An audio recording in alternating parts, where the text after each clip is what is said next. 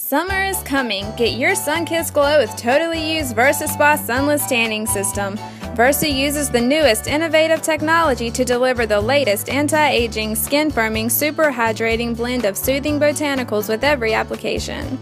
The machine sprays you. You don't have somebody else doing it. It's private and it is so safe. Try it. You will love it. And Totally U also offers red light collagen therapy. Stop by and see us at the shops at Stony Creek on Zebulon Road, Wednesdays through Fridays from 1 to 6 for a completely safe, sunless tanning experience. Visit Totally U today and let them transform your skin into a stunning beach glow. The Strawberry Patch is family owned by the Tim Fisher family, and they invite you and your family to come and pick some of the largest strawberries you've ever seen. It's a fun place with fresh picked strawberries, fresh and ready to go, or if you want to save some money, you can pick them yourself. It's fun and good exercise. Load up the kids. They can be farmers for the day. You can always call 442-6235 for more information. And so come on out to the Fisher Farm, the Strawberry Patch, and you will be glad you did. Where else can you get a brand new luxury car for no money down and low monthly payments? Only at Davenport Auto Park, of course. We're talking new Buicks. Top of the line, king of the hill, pick of the litter, cream of the crop. You get my drift. We're talking Buicks like the 2015 Encore or Verano, Regal Turbo, LaCrosse, Enclave. No money down, zero, zilch, nada. Yeah, only at Davenport Auto Park. It's the real deal.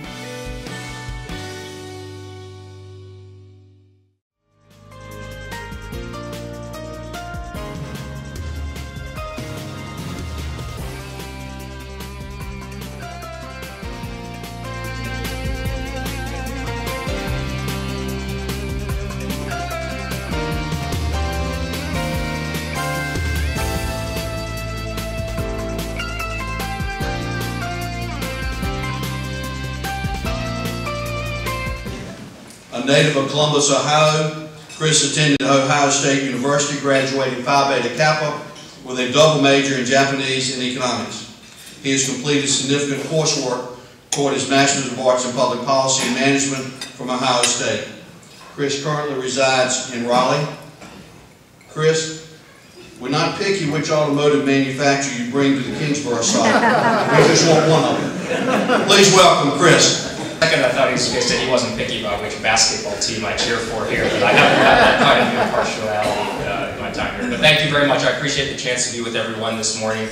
My goal here, as well as the other panelists, is just to spend a few minutes talking about the different organizations that we represent, and then get to what hopefully is the more productive, entertaining part of this morning's session, which is the Q&A with all of you in terms of what issues are most important to you on the economic development of North Carolina. So my job with respect to my own remarks is just give a broader outline and overview of the organization that I represent, the Economic Development Partnership of North Carolina, tell you a little about who we are, what we do. It is a relatively new organization, as you heard, just opened its doors in October of this past year, and I think a lot of people have heard about this group over the past couple of years as it was getting ready to be formed. And so my job today is try to help everyone understand just a little bit more about this new entity called the EDP-NC. And so as you heard, our group, the Economic Development Partnership of North Carolina, is responsible. Our mission is to advance and help drive private sector capital investment and job creation in North Carolina and throughout all 100 counties of this state.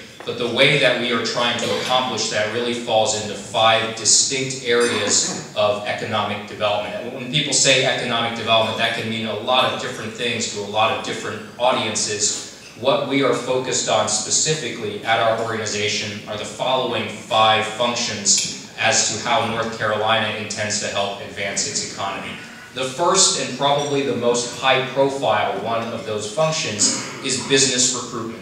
It's probably been the most high-profile part of this organization because in economic development, business recruitment tends to be probably the most high-profile activity that takes place when a state, when a region, when a community, when they're successful in attracting a new employer to the area, especially something like an automotive plant or a brand new corporate headquarters or a research and development facility, that tends to be a high-profile activity. People love to break ground. They love to cut the ribbons on these new facilities. These are very high-profile, very visible functions of economic development when they're successful. But that's just one of the many things that this organization is tasked with. It's an important thing, don't get me wrong.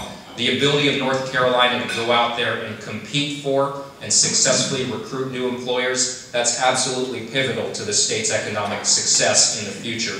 But as I said, it's one of 5 areas that we're helping to drive economic development at our organization. The second is, what is the state doing to support the needs of existing employers around North Carolina?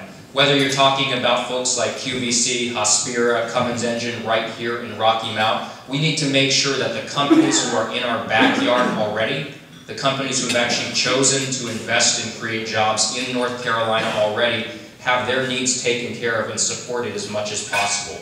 So if we can't do that, if we can't make sure that our existing employers feel like they're getting the business climate and the support they need to be successful to keep growing in this state, that's obviously going to have a huge impact on our ability to persuade new companies to come in and set up shop. So that's the importance there of taking care of the existing customers, those companies who are already here in North Carolina, making sure we can connect them with resources and support them in whatever way can help them continue to keep their doors open and keep hiring and keep growing well into the future.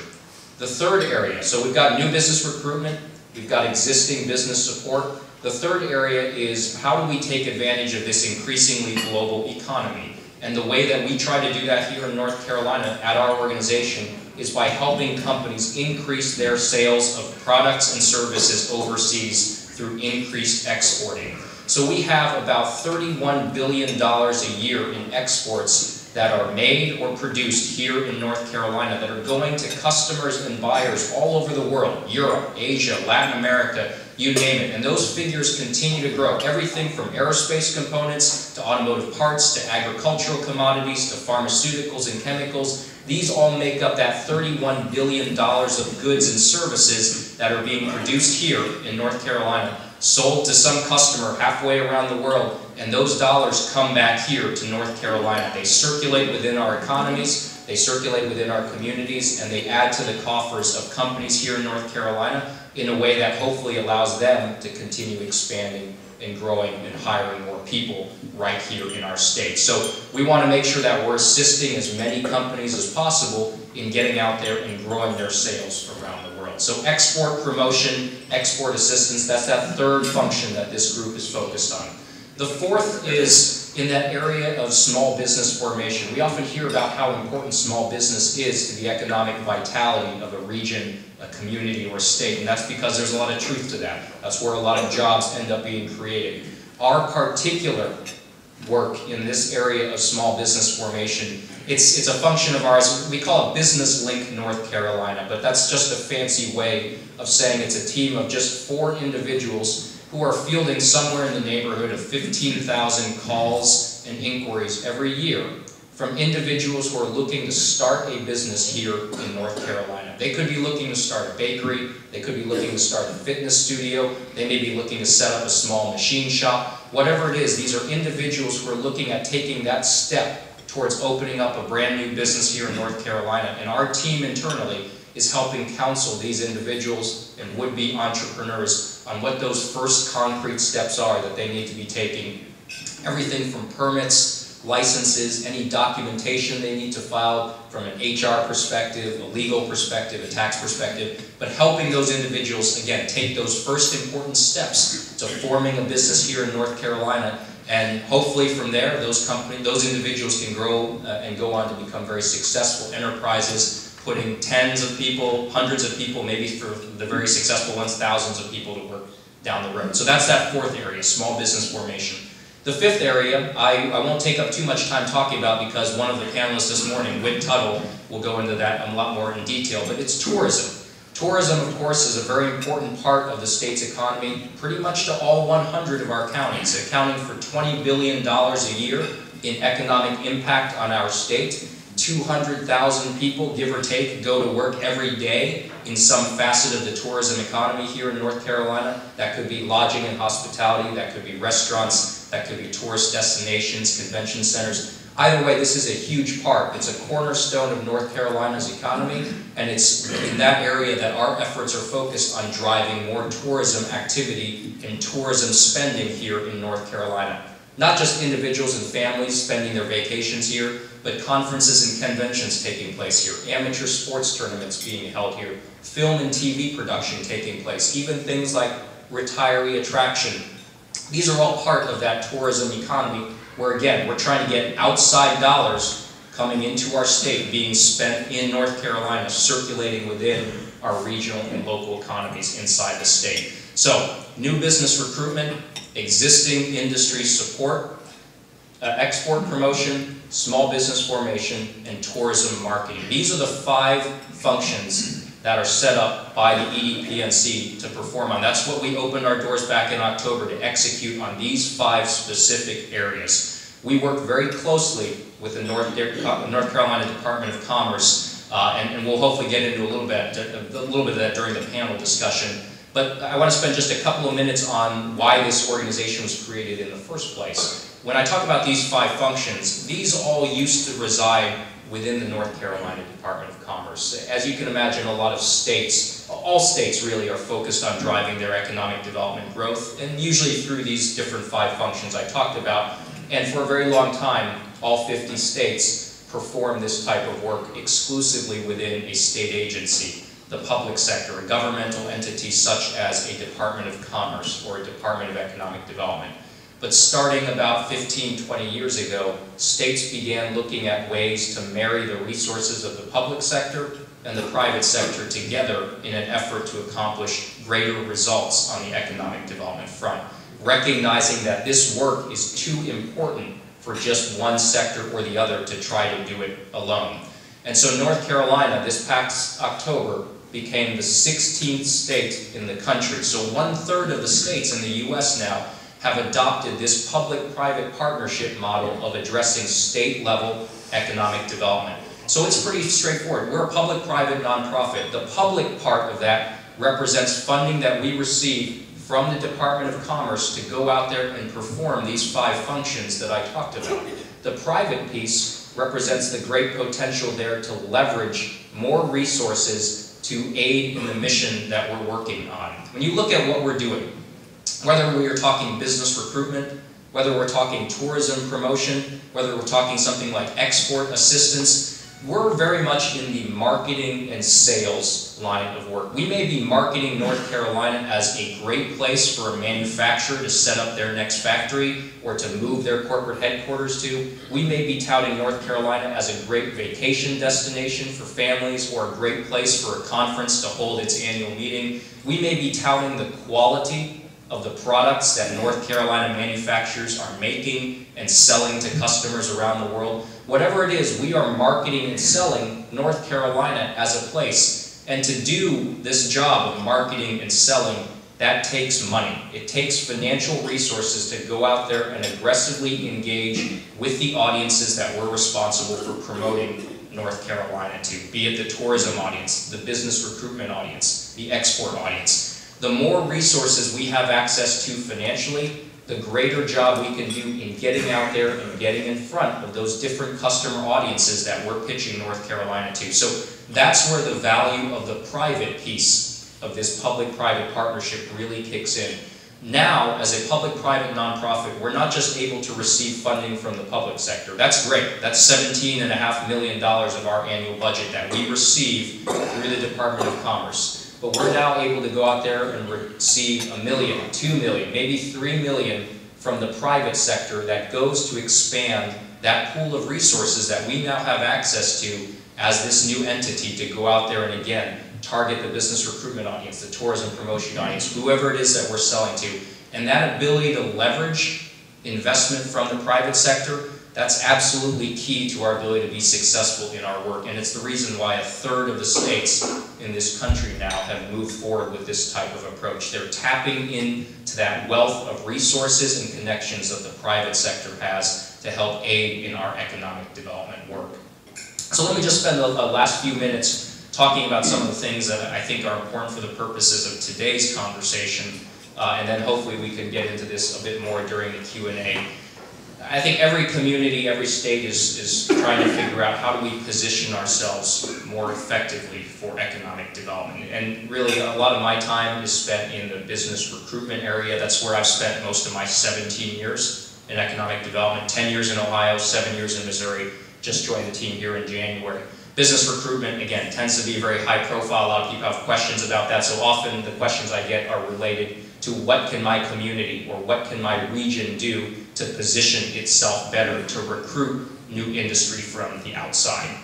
So I would say that one of the first things that any community ought to do is, again, take care of those existing companies who are already here in your own backyard. Because, again, if they are not satisfied with their ability to do business, whether that's from a workforce perspective, whether that's from an infrastructure perspective, a quality of life, quality of place perspective, it's going to make it that much more difficult to convince some new company to come in from the outside if they get the sense from existing employers that those companies aren't happy. That's certainly one important area, is to focus on the needs of the companies who are already invested in this community.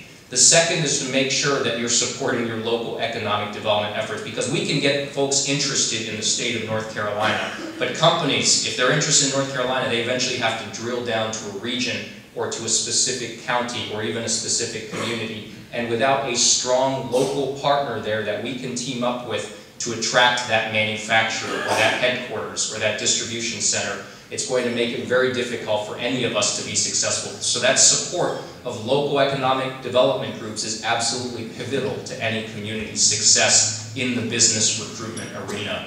And then lastly, when we talk about the needs of the company, we're talking about the product of what the community has to offer. I direct everyone's attention to a very important survey that's put out every year it's a publication called Area Development. It's something those of us in the economic development field try to stay on top of. But they do a survey every year of a few hundred corporate executives. And they ask those executives to rank all of those different factors that matter to them when they're deciding where they choose to expand their company. So when it's a manufacturing executive looking at where he or she puts their next factory, where it's a distribution center company looking at where they put their big next warehouse and fulfillment center. Whatever those companies are, those 200, 300 executives every year have a chance to chime in on what factors are most important to them in their decision-making process. Those survey results just came out 3 days ago, and it's one of those things that every community should take a candid look at. Here's what the companies and industries are saying they need. How does our community match up with offering those specific things? And this year, first on that list, highway accessibility absolutely underscores the need for physical infrastructure and the importance of transportation infrastructure to types of companies that states and regions are trying to attract to those areas.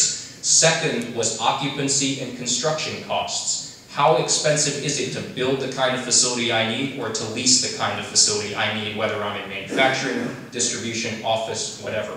Third and fourth, availability of land, availability of buildings. Two factors that, again, very important when a company is deciding where they want to locate, especially companies in manufacturing, distribution, and other types of industry.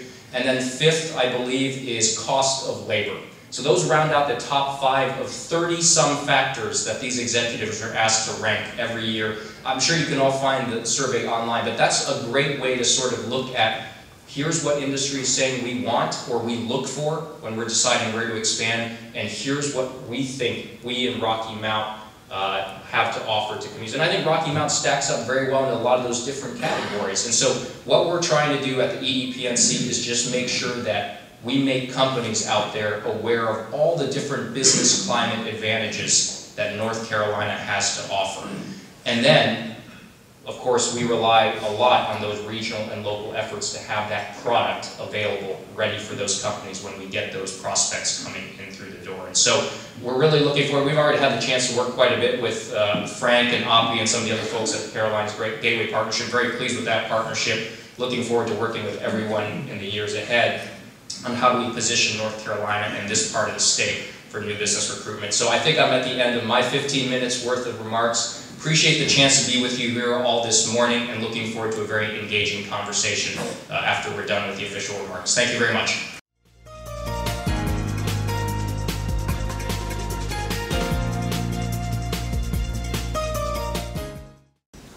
In December 2014, Governor Pat McCrory named John Scavala Secretary of North Carolina Department of Commerce, and he assumed those responsibilities January the 5th, 2015.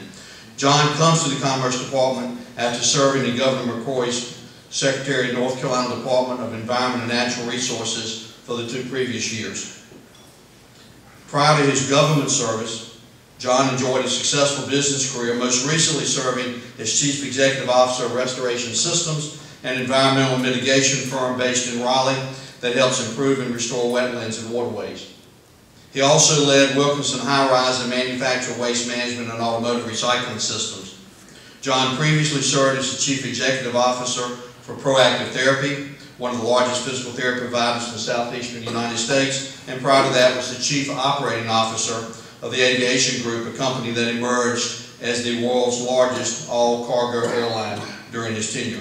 An attorney, John founded the firm in 1978, the Raleigh-based Wyatt Robbins Yates law firm, where he specialized in corporate tax matters as well as public and private capital formations. John, there's some very important legislation pending in the legislature, which I'm sure you'd like to comment on. Please welcome the Secretary of North Carolina Department of Commerce, John Squall. I suspect I can't go anywhere and people say what's going on in the General Assembly. We'll talk about it. Russell, thank you. For you, those of you that don't know, Russell is on our Economic Investment Committee. That is the group that ultimately determines whether incentive awards are made, big incentive awards.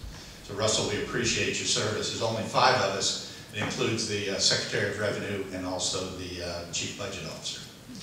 So Russell, thank you. Thank you very much for your service. And thanks to some other folks here, Frank and Oppie.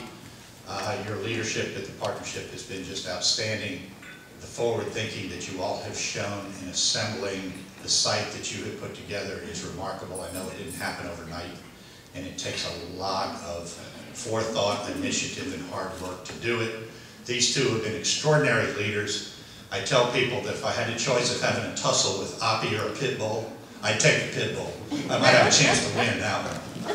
But she's doing a great job for you, and Frank, your leadership is terrific. And also, I'm sorry Gus Tullis is not here. I've known Gus for, gosh, 40 years.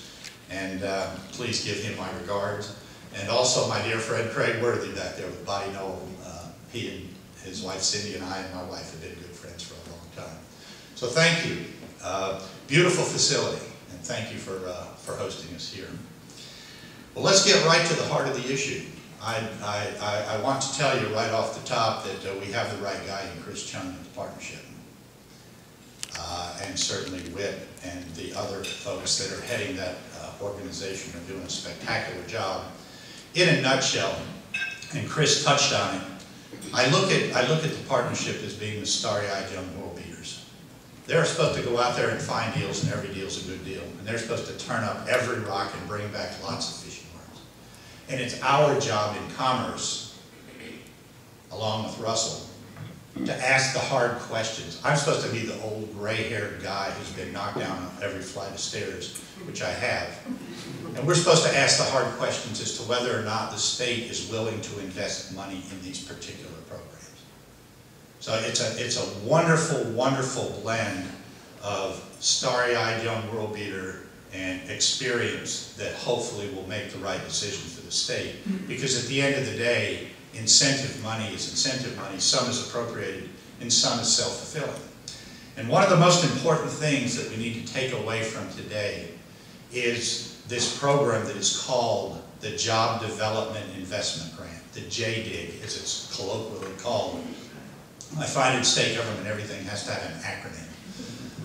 And JDIG is the 800-pound gorilla program. JDIG is the big incentive program that's supposed to be able to put us over the top when all things are equal. Because there is a highly competitive world out there. The southeastern states are very good at what they do, and they are our competition. It is fierce. And like it or not, everybody would love to have a world without incentives. Incentives are part of the fabric of the recruiting process today. And I'm sure not prepared to lay down arms and say we'll be the first to disarm while they run over us. Because right now, we can make the case that they're running over us. But this JDIG program is the most misunderstood program in the state of North Carolina.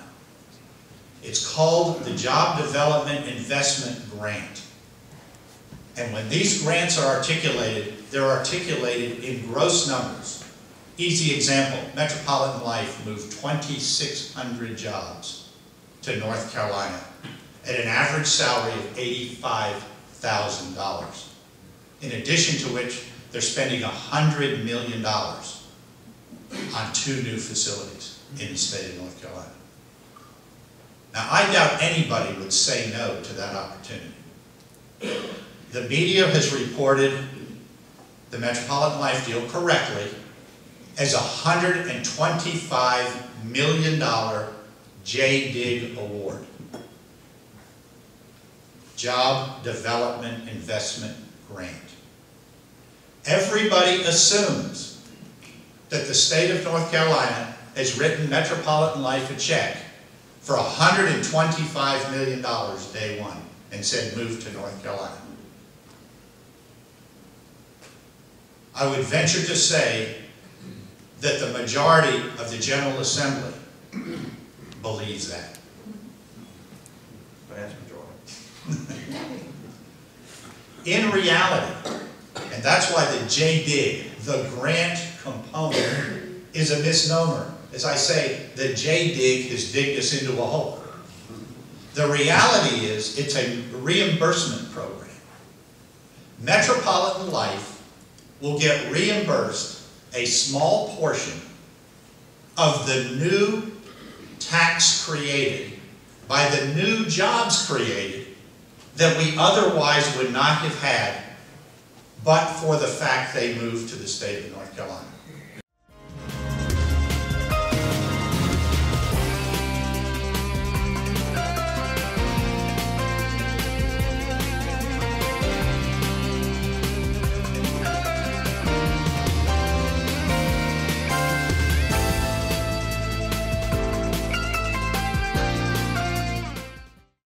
Where else can you get a brand new luxury car for no money down and low monthly payments? Only at Davenport Auto Park, of course. We're talking new Buicks. Top of the line, king of the hill, pick of the litter, cream of the crop. You get my drift. We're talking Buicks like the 2015 Encore or Verano, Regal Turbo, LaCrosse, Enclave. No money down, zero, zilch, nada. Yeah, only at Davenport Auto Park. It's the real deal. Summer is coming. Get your sun-kissed glow with totally used Versa Spa Sunless Tanning System. Versa uses the newest innovative technology to deliver the latest anti-aging, skin-firming, super hydrating blend of soothing botanicals with every application. The machine sprays you. You don't have somebody else doing it. It's private and it is so safe. Try it. You will love it. And Totally You also offers red light collagen therapy. Stop by and see us at the shops at Stony Creek on Zebulon Road, Wednesdays through Fridays from 1 to 6 for a completely safe, sunless tanning experience. Visit Totally You today and let them transform your skin into a stunning beach glow. The Strawberry Patch is family owned by the Tim Fisher family, and they invite you and your family to come and pick some of the largest strawberries you've ever seen. It's a fun place with fresh picked strawberries, fresh and ready to go, or if you want to save some money, you can pick them yourself. It's fun and good exercise. Load up the kids. They can be farmers for the day. You can always call 442-6235 for more information. And so come on out to the Fisher Farm, the Strawberry Patch, and you will be glad you did.